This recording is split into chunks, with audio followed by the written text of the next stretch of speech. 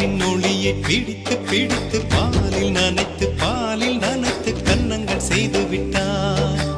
உலக மலர்கள் பறித்து பறித்து 2 பந்துகள் அமைத்து அமைத்து பெண்ணை சமைத்து விட்டார். அழகு என்பது ஆண்பாலா பெண்பாலா என்பதில் எனக்கு சந்தேகம் தீர்ந்தது. அழகு என்பது நிச்சயம் பெண்பாலடா.